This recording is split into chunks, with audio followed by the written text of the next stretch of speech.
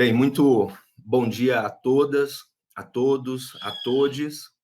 Quero agradecer o convite, a generosidade das amigas Daniele e Valquíria, que coordenam, junto com os colegas Celso e Giovanni, o GT de número 10, temas contemporâneos em educação.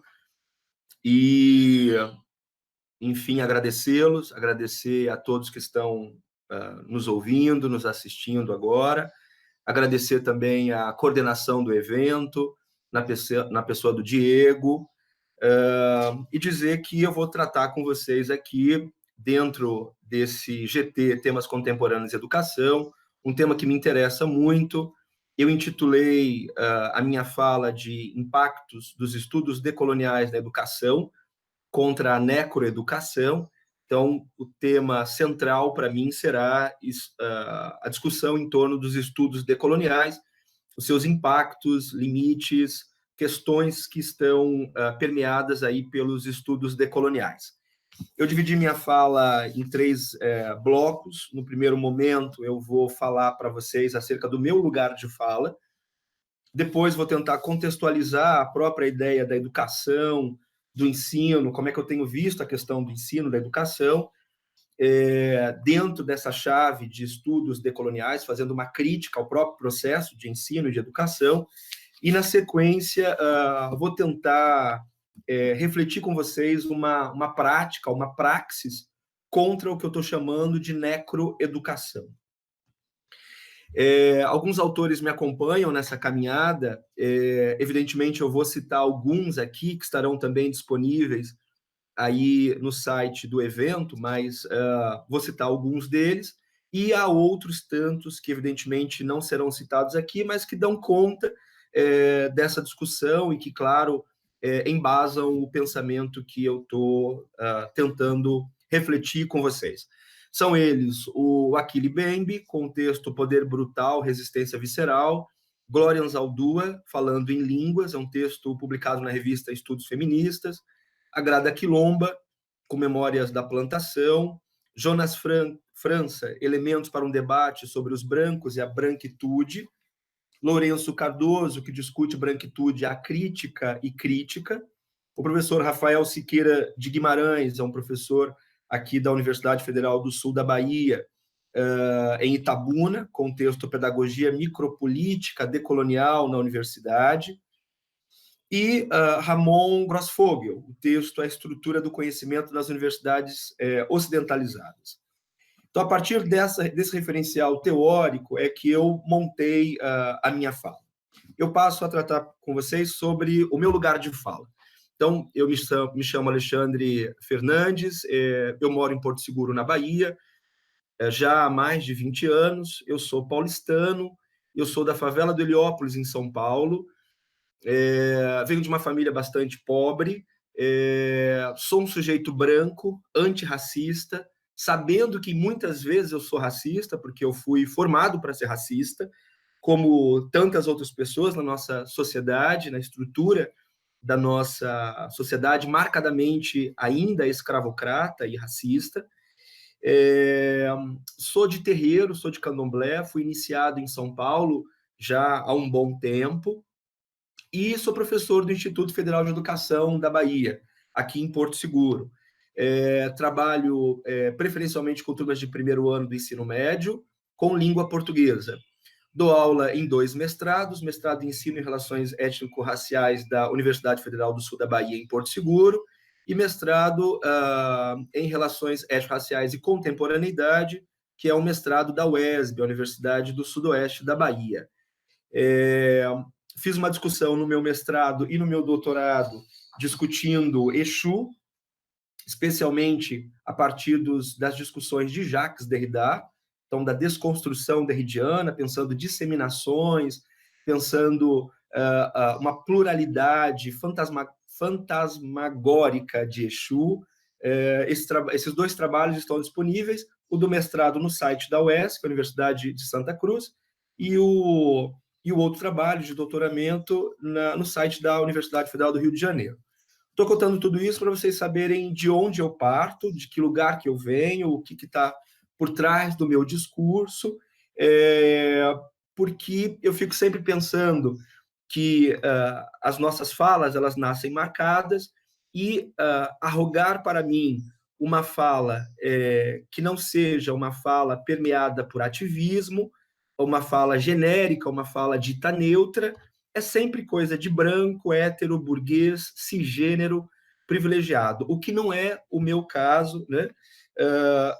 Apesar de ser branco, não ser hétero, não ser burguês, ter os privilégios que a branquitude me acomete diariamente, apesar de questionar esses privilégios.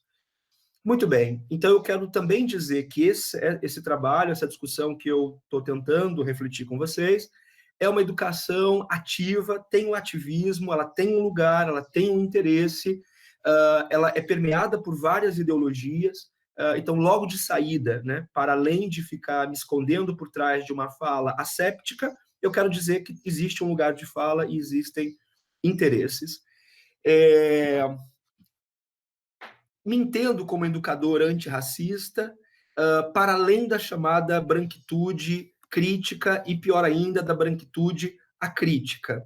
Eu vou desenvolver esses tópicos um pouco mais para frente. Por ora, eu queria trazer para vocês que essa branquitude que confere a mim e a tantos sujeitos como eu uma série de privilégios, eu estou entendendo aqui como um conjunto de práticas e pensamentos estruturantes que traduzem vícios segregacionistas, mercantis, racistas, da sociedade racializada, desviante do pensamento religioso afro-ameríndio brasileiro, e que podem se intrometer no contexto da educação de diversas formas, às vezes sutis e às vezes violentas. Então, a ideia de pensar impactos dos estudos decoloniais na educação contra o que eu estou chamando de necroeducação é tentar pensar, para além desse pensamento branco, europeu, burguês, classe média alta, heterossexual, falocêntrico, religioso, judaico-cristão, para além, então, desse pensamento, tentar pensar uma outra educação, uma educação mais acolhedora, uma educação que consiga lidar com a diferença. Muito bem. Eu passo agora a pensar com vocês a questão do contexto do que seria essa educação, do que eu estou pensando como educação.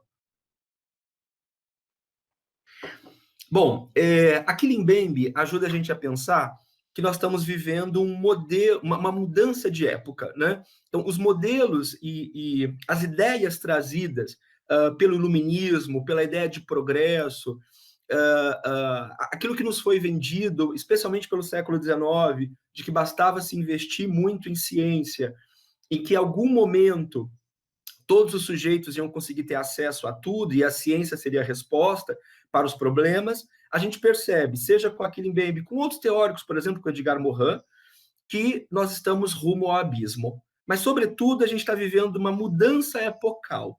A gente está vivendo um momento de estado de exceção.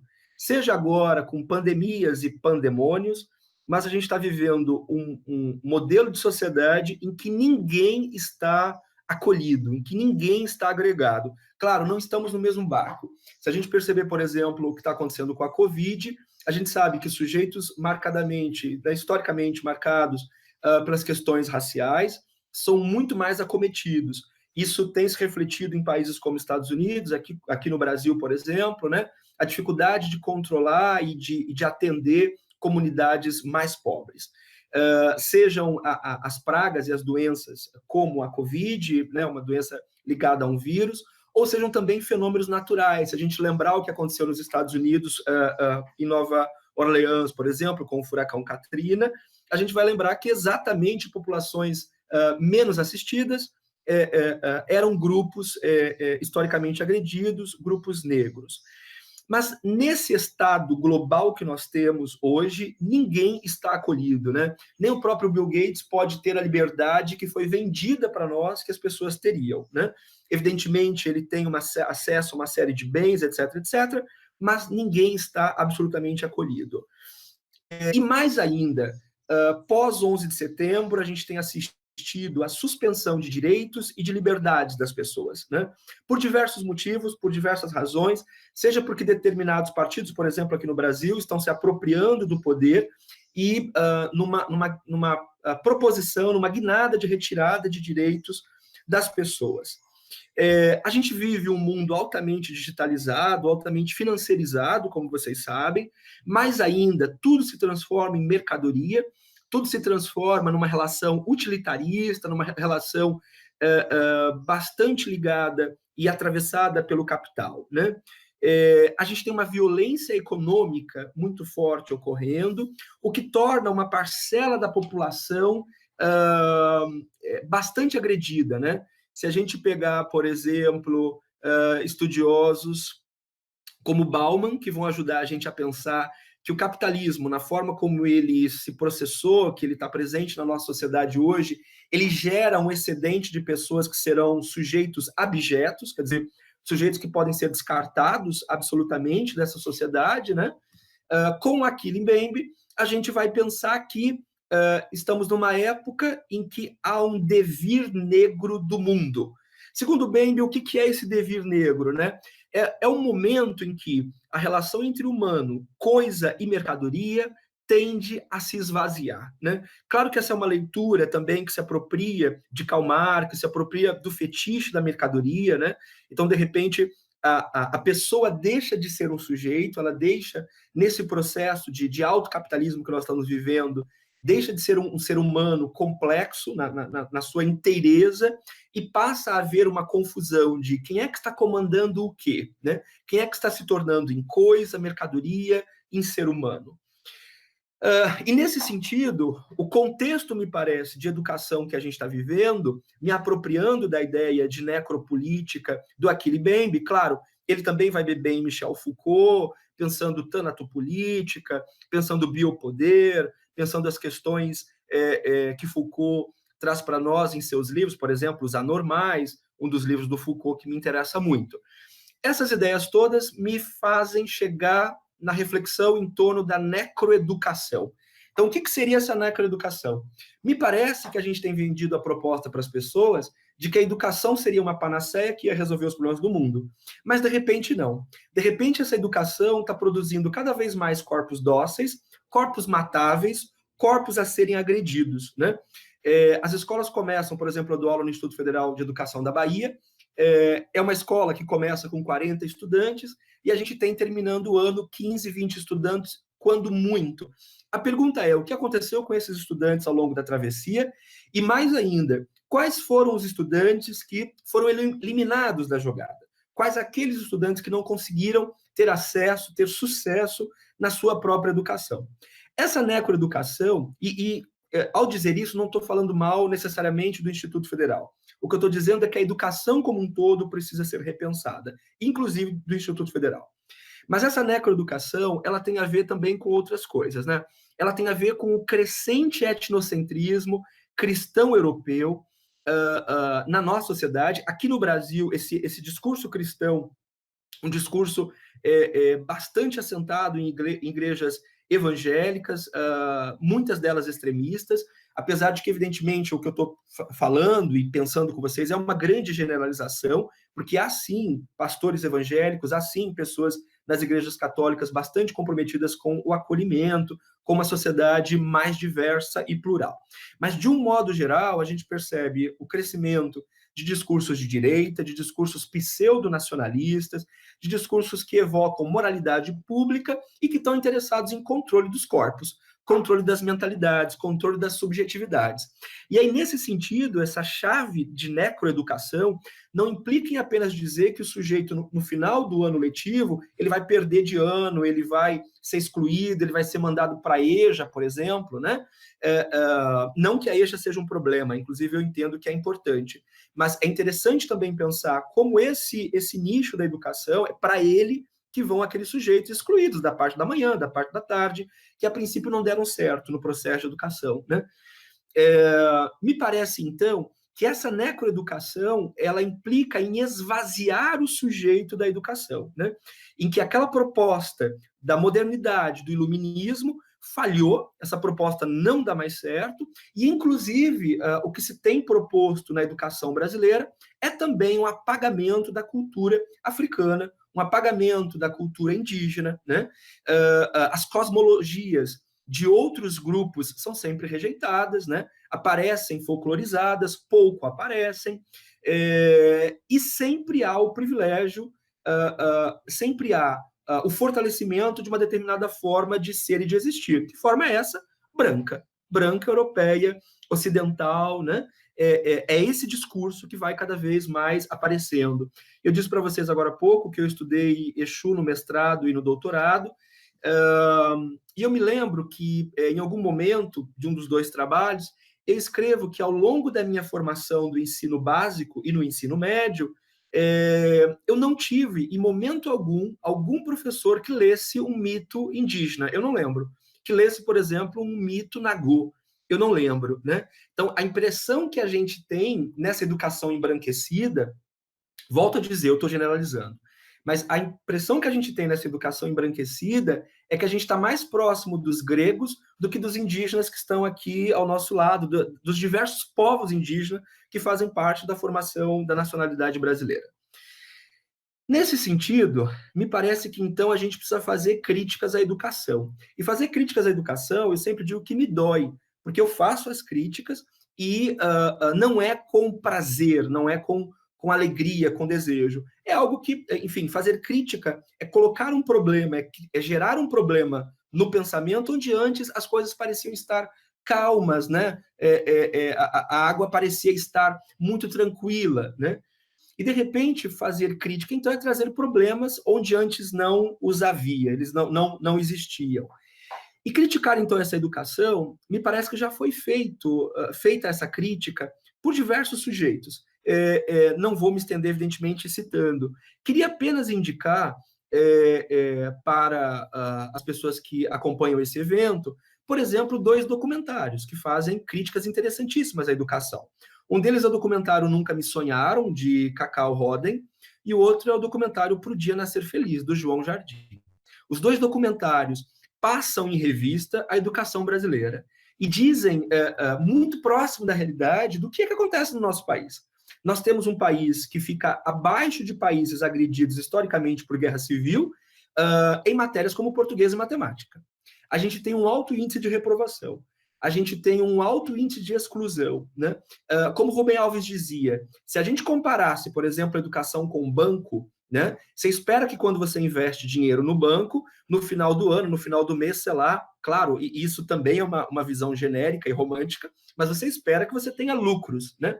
Na educação, é interessante que a perda, e não estou entendendo com isso que a gente tem que monetarizar a educação, mas a perda desse investimento é muito grande, né? Então, há que se repensar a educação. Então, esses 2 documentários me parecem que fazem uma revisão. Outra crítica e outra reflexão que eu queria pensar com vocês é por que nós tivemos uma lei, que é a Lei 10.639, de 2003, nós estamos em 2020, portanto, 17 anos dessa lei. A pergunta é, por que quase em 2 décadas da Lei 10.639 a gente não consegue implantar nas nossas escolas discussão sobre as questões étnico-raciais? Por que a gente não consegue implantar adequadamente discussões sobre as questões indígenas? E aí temos a Lei 11.645, de 2008. Alguns argumentam que é falta de material didático, falta de livros, de formação de professores, o que abre uma outra discussão, que é quem formará os educadores, né? Quem educará os educadores. Mas, sobretudo, me parece que a chave de resposta não está aí, não é falta de material. Me parece que a chave de resposta está em a gente entender que a educação, que a escola, que a sala de aula é uma figura menor, é uma motriz menor daquilo que acontece na nossa sociedade. Ora, se nós temos uma sociedade brasileira racista, isso quer dizer que as instituições nas quais a gente trabalha também estão permeadas por esse racismo. E aí, nesse sentido, evidentemente, parece que as coisas não andam, né? Uma educação antirracista vai ficando a desejar. Muito bem. E qual o problema dessa educação não ser uma educação antirracista, não promover outras formas de ser e de estar no mundo? Ora, porque ela prossegue privilegiando desigualdades epistêmicas. Ela prossegue fomentando que determinados sujeitos continuem assentados no poder que eles já têm.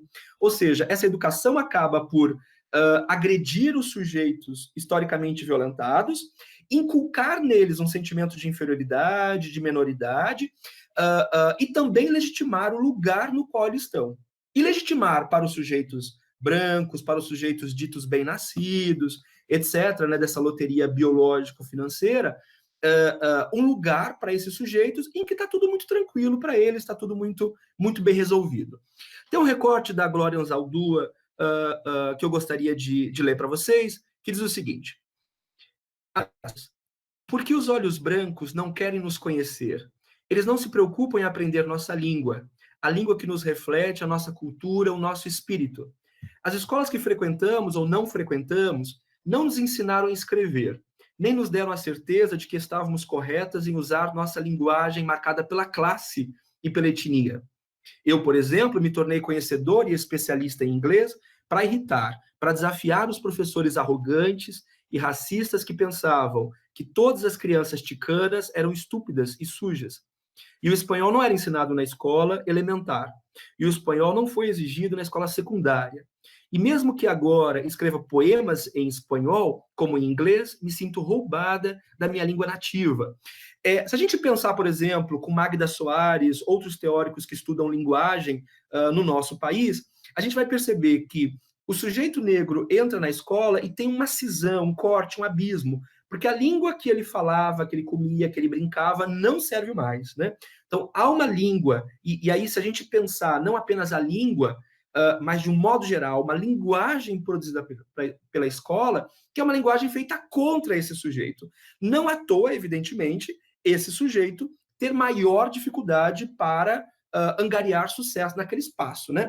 É como se meninos negros, indígenas, meninos cujas sexualidades, por exemplo, são desviantes da norma heterossexual, né? Do heteroterrorismo, por exemplo, que a gente vive na nossa sociedade, esses sujeitos vivessem uma síndrome de Macabea, né? Então, Macabea sai do sertão, sai do Nordeste, vai para o Rio de Janeiro, chega lá, olha para aquela cidade e percebe, essa cidade foi feita contra mim. De algum modo, parece que, então, a educação foi feita contra esse sujeito. Ele pode não perceber logo de cara, ele pode não conseguir ativar um discurso nesse sentido, mas não é ainda uma educação de acolhimento, não é uma... Não estou dizendo com isso que os professores não sejam generosos, não queiram fazer. Eu estou dizendo que a forma como a educação foi montada, ela foi montada para privilegiar determinados grupos. Pensá-la na chave dos estudos decoloniais é tentar demover, então, esse tipo de educação que favorece ainda alguns países, que favorece ainda alguns discursos. Por exemplo, se a gente perguntar numa sala de aula para os nossos estudantes: olha, vocês vão ganhar uma viagem, para que países do mundo você quer ir? Eu duvido imensamente que eles responderão países do continente africano, eu duvido que eles responderão a Índia, eu duvido que eles responderão países da América Latina. Provavelmente eles vão dizer Estados Unidos, quero ir para os Estados Unidos, quero ir para Disney, Nova York, quero ir para a Alemanha, quero ir para a Espanha, quero ver Madrid, quero ir para a Inglaterra. Provavelmente esses lugares serão ditos por eles. E há uma razão, né? Então, de eles produzirem essa resposta. Exatamente porque o processo de formação da subjetividade desses sujeitos foi sequestrado por um discurso branco, europeu, universal, né? Dito universal, universalizante. E aí, então, eu acho que algumas perguntas a gente deve fazer para a nossa educação, para a nossa sala de aula, para os nossos educadores, educadoras, né? Então, perguntar, por exemplo, de que modos a educação que a gente tem produzido tem servido para a expansão da razão racista imperial no nosso país. De que maneira a nossa razão tem sido sequestrada na escola pela razão eurocêntrica, invalidando, destruindo outras formas de ser, existir e pensar? De que modo o nosso ensino tem fortalecido estereótipos racistas, machistas, misóginos? Se a gente recordar o Paulo Freire, que dizia que a educação sozinha não muda o mundo, tampouco, sem educação o mundo não muda, a gente vai retomar a ideia de que a educação não é responsável em absoluto por tudo, mas ela tem sim responsabilidade. Desde o sujeito que vai lá e taca fogo no indígena, o sujeito que atravessa a rua para agredir sujeitos homoafetivos, o sujeito que lança piadas racistas, o sujeito que entende que a mulher precisa ganhar menos, um salário menor, porque ela engravida e vai ficar 6 meses em casa, né? A pergunta para nós o que é que nós temos feito na educação, que essa educação tem privilegiado desigualdades e violências na nossa sociedade, né? Por exemplo, aqui em Porto Seguro, onde eu moro, Porto Seguro é uma das cidades que mais agride mulheres por arma de fogo no Brasil. O sujeito foi lá para matar a mulher. Ele não foi, ele não empurrou da escada, ele não deu um safanão, ele foi com arma de fogo para matar. A pergunta para nós educadores é: o que é que nós temos feito historicamente que a gente está ensinando os meninos a agredirem as meninas? Que a gente está produzindo esse tipo de discurso, reiterando esse tipo de discurso na sociedade. Muito bem. Então é preciso fazer uma crítica decolonial da educação, né? Decolonial a educação. É preciso questionar o projeto da modernidade como um projeto civilizatório falido. É preciso questionar esses discursos racistas que foram se secularizando desde o século XVI até agora, o século XXI. Então, entender o outro como bárbaro, sem lei, sem alma, entender povos como povos a civilizar. A gente tem ouvido isso, por exemplo, agora em relação aos povos indígenas, né?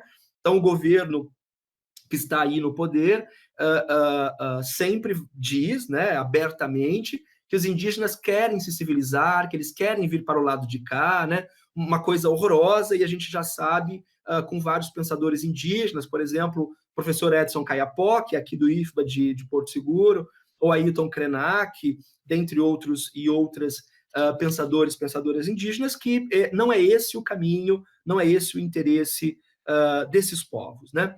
Então, nós ainda temos uma educação marcada por um racismo científico, que vem desde o século, então, XIX, um racismo teológico, que vem desde o século XVI, né?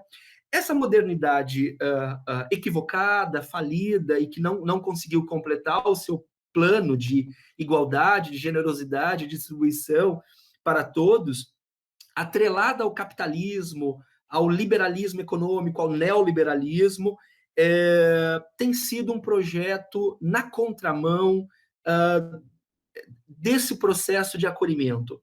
Tem sido um projeto que tem destruído vidas, que tem produzido uma civilização da morte.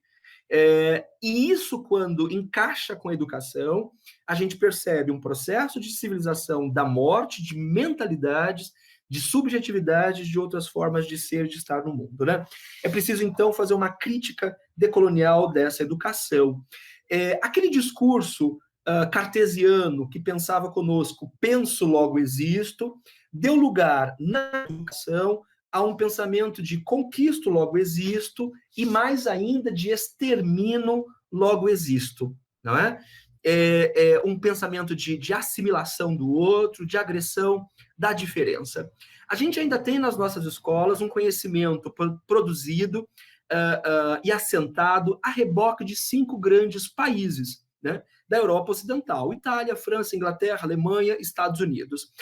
Majoritariamente esses países. É preciso, então, tentar caminhar na contramão do epistemicídio, já dito por Boaventura de Souza Santos. A educação, tal qual tem sido produzida, está ocasionando um epistemicídio, que, para além da morte de formas de conhecer, formas de saber, está intimamente ligada à destruição, à morte de seres humanos, à morte de pessoas. Então, para além de um pensamento, de uma forma de ser e de existir, a destruição de humanos está também aí na jogada, dentro da chave do epistemicídio. Quero também pensar com vocês que a educação, tal qual a gente vem presenciando no nosso país, ela também está a reboque da economia. Então, sujeitos ligados à economia, economistas, têm tentado demandar o que acontece, o que ocorre com a educação. E a gente sabe que, ao se ocuparem da educação, esses sujeitos estão muito mais preocupados com resultados numéricos do que com as realidades humanas, com sensibilidades, com desejos, com ódios, com amores, com paixões, que são todas categorias que atravessam essa complexidade que é a vida, essa complexidade que é o ser e estar no mundo. Essa educação também, ela acaba por produzir um imaginário, ela acaba por produzir mentalidades. E ao produzir imaginários, a gente se pergunta que tipo de imaginário, que tipo de reflexão, de forma de ser e estar no mundo, a educação tem legado para meninos e meninas negros, negras e indígenas. Não é? Será que essa educação ela tem produzido um imaginário contrário às perversas estruturas racistas, ou elas têm reforçado modelos da branquitude, reiteradamente, fazendo com que o menino negro, por exemplo, o menino indígena, queira se afastar da cor da sua pele, da sua forma de ser e estar no mundo, de uma religiosidade africana, de uma religiosidade indígena, e se aproximar cada vez mais do processo de embranquecimento. E aí a gente percebe uma outra coisa também, que essas instituições, essa educação, ela tem se constituído num lugar hostil para crianças, para estudantes que não estão dentro desse padrão branco, eurocentrado, heterossexual, etc., não é? Judaico-cristão. É preciso tentar escapar de construções coloniais na educação, escapar de construções patriarcais, misóginas, racistas, sexistas, fugir da chamada ignorância cognitiva. E também de uma coisa que tem ocorrido muito, é muito frequente no nosso país, o chamado rebaixamento dos discursos. Né? Então, ao invés de problematizar as coisas, ao invés de questioná-las, parece que a educação também tem nos levado a aceitar muito facilmente discursos que não se engendram com a chamada realidade, nem com a realidade empírica, nem com conhecimentos científicos, e dando lugar, por exemplo, a discussões que historicamente tinham sido enterradas. Por exemplo, de repente nós somos assaltados pela discussão de terra plana. De repente nós somos assaltados pela discussão de se vacina ou não vacina a criança, e aí, de repente, doenças voltando, doenças que já estavam erradicadas no nosso país. Isso implica num rebaixamento discursivo que tem sido produzido na nossa escola, como uma escola de um discurso universal, objetivo, neutro, racional, dito imparcial. Né? Quando, na verdade, essa escola deveria caminhar para discursos e para um conhecimento específico, subjetivo, pessoal, emocional, parcial, situado, não é? No qual as experiências e as vivências das pessoas ganhassem foco. Muito bem. E aí eu tenho dito que, então, a nossa educação ela caminha por ser uma educação racista. A Grada Quilomba traz uma reflexão muito interessante no seu livro, e ela diz o seguinte, ela está falando sobre a máscara de Flandres, né, a máscara do silenciamento, colocado nas escravizadas, nos escravizados, para que não se alimentassem daquilo que estava sendo produzido nas colheitas, nas plantações. Diz a Grada Quilomba, quero falar sobre a máscara do silenciamento. Tal máscara foi uma peça muito concreta, um instrumento real, que se tornou parte do projeto colonial europeu por mais de 300 anos. Ela era composta por um pedaço de metal colocado no interior da boca do sujeito negro, instalado entre a língua e o maxilar, e fixado por detrás da cabeça por duas cordas, uma em torno do queixo e a outra em torno do nariz e da testa. Oficialmente, a máscara era usada pelos senhores brancos para evitar que africanos, africanas escravizados, comessem cana-de-açúcar. Ela prossegue um pouco. Nesse sentido, a máscara representa o colonialismo como um todo. Ela simboliza políticas sádicas de conquista e dominação e seus regimes brutais de silenciamento dos chamados outros, outras. Quem pode falar? O que acontece quando falamos e sobre o que podemos falar. Se a gente transportar isso para a educação, a gente vai perceber que há uma série de sujeitos sendo silenciados, nos quais uma máscara de Flandres tem sido historicamente colocadas.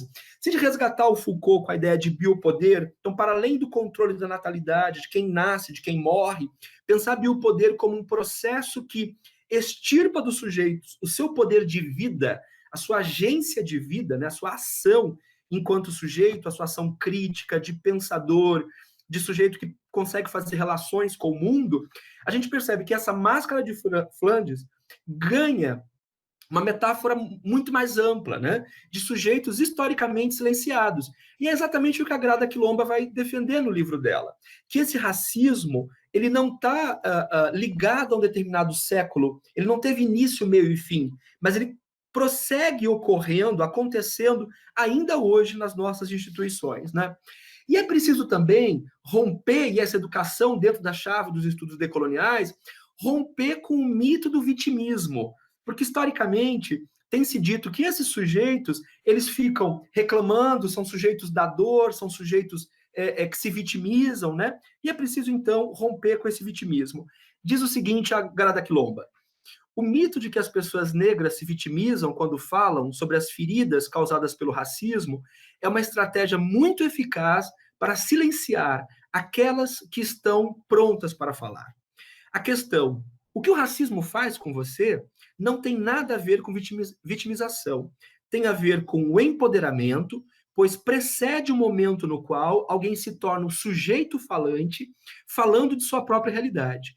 Eu realmente vejo essa pergunta como um ato real de descolonização e resistência política, na medida em que permite ao sujeito negro finalmente se ocupar consigo mesma, em vez de que com o outro, o branco, a branca.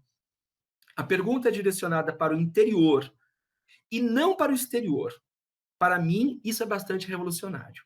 Pergunta para nós, então, que tipo de educação que nós temos feito que não tem privilegiado que meninos e meninas negros indígenas, que meninos e meninas que não estão ligados a esse padrão, a esse domínio europeu, que espaços que eles têm numa educação dita clássica, conteudista, propedêutica, para refletir sobre si. E não para refletir sobre si a reboque de uma interpelação, de um discurso que pergunta quem ele é, mas para refletir sobre si, sobre os seus problemas, os seus desejos, e não o desejo do outro.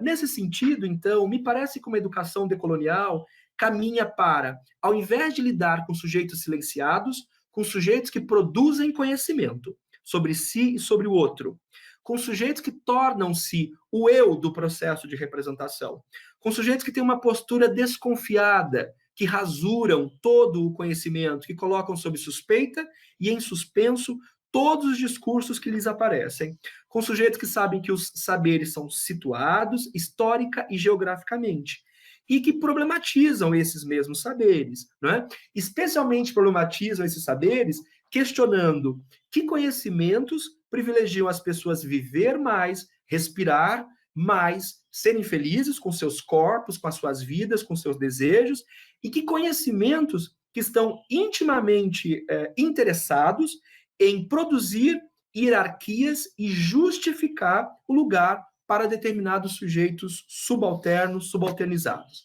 Mas e aí? Temos alternativas? E é a última parte, então, da minha fala, né? O Achille Mbembe diz, é preciso reabilitar a voz, produzir e dar vazão a expressões artísticas e simbólicas, romper com o memoricídio, então romper com discursos que não trazem à tona e não fortalecem a ancestralidade e a memória, lidar com políticas da visceralidade. É o que diz o Achille Mbembe. Essa política da visceralidade, então, que sai das vísceras, que sai da pulsão, do desejo, tem a ver com emancipar os sujeitos da sua condição de objeto. Então, ao invés de salas de aula em que os sujeitos sentam em carteiras uma atrás da outra, em salas que são mapeadas para o garoto não colar um do outro, a gente precisa de salas em que as pessoas saiam da posição de objeto, como se fossem tábula rasa, ouvindo o professor e balançando a cabeça, para sujeitos que produzem conhecimento e que se percebem produtores desde antes de chegar da escola de conhecimento. São sujeitos que não estão ligados à síndrome do Pinóquio. O que é a síndrome do Pinóquio? Então, o Gepeto diz para o Pinóquio, Pinóquio, você agora quase parece gente. Para terminar e se tornar gente, você tem que ir para a escola. Essa é a síndrome do Pinóquio. Não, os sujeitos já são conhecedores, já têm determinados saberes, mesmo antes e para além da escola. Não é a escola que vai definir a vida desse sujeito, né? Também tentar pensar em identidades coletivas e, segundo o Mbembe, abrir caminhos para, ao invés de lidar com a indiferença, lidar com a diferença. Perceber que todos nós somos diferentes e precisamos aprender viver em comunidade, em coletividade, né? A Covid está aí para explicar e para ensinar isso para nós. Alguns ainda não estão querendo entender esse processo. A escola também precisa caminhar para perceber que relações racializadas, generificadas, que opressões ela continua ainda fortalecendo, ainda favorecendo dentro de sala de aula, dentro dos chamados espaços escolares. E nesse sentido, a educação precisa advogar em torno de ambientes múltiplos, diversos, corporativos, criativos, autoconscientes, autogestores, não é? Multidimensionais, encruzilhar saberes, evocar diversidades epistêmicas, trabalhar com interdisciplinaridade, né? Fazer com que o conhecimento transite e, claro, romper com o patriarcado, com a misoginia, com as estruturas de poder, por aí vai. Desmontar esse conhecimento e esse sistema de conhecimento que ainda tem justificado o Estado moderno e que controla e sequestra subjetividades alternativas, subjetividades outras. Outra sacada de uma educação dentro dos estudos decoloniais, me parece, é de que o conhecimento passa efetivamente pelo corpo. Ele precisa estar ligado ao corpo. Não essa ideia cartesiana que separa mente de corpo, né? Então vamos lidar apenas agora com a mente como se fosse algo da razão, separado de todo o restante. Mas quando a gente pensa com o corpo inteiro. A gente não pensa com o neurônio. O neurônio faz ligação sináptica. O que a gente faz é pensar com o corpo inteiro. Muda o meu pensamento se tiver com unha encravada, se tiver com dor de dente, se tiver menstruada, se tiver com fome, se tiver triste porque o cachorro morreu, se tiver triste porque o namorado não respondeu a chamada telefônica. Ou seja, o conhecimento passa pelo corpo. Há que se perguntar também que conhecimento que a gente tem produzido na chave de uma colonialidade, ou seja, prosseguindo a colonização dos outros, né? A colonização dos sujeitos.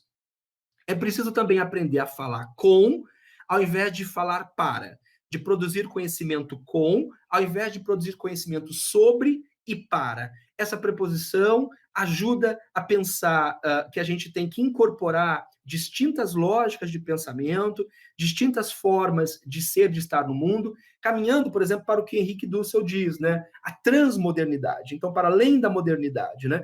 E nessa transmodernidade, a gente teria uma universidade, uma escola, não necessariamente ocidentalizada, mas que coloca sob suspeita e em suspenso os próprios regimes disciplinares que, historicamente, essas escolas e essas universidades têm produzido. Os diálogos se tornam mais horizontais e a gente traz à cena saberes e conhecimentos historicamente recalcados, historicamente reprimidos. Pelo menos desde Freud a gente sabe, né? O reprimido sempre retorna. A pergunta é sob que capa, sob que cara que esse conhecimento retorna. É isso que eu gostaria de tentar pensar com vocês, compartilhar com vocês. Agradeço a sua audiência e a sua atenção. Muito obrigado.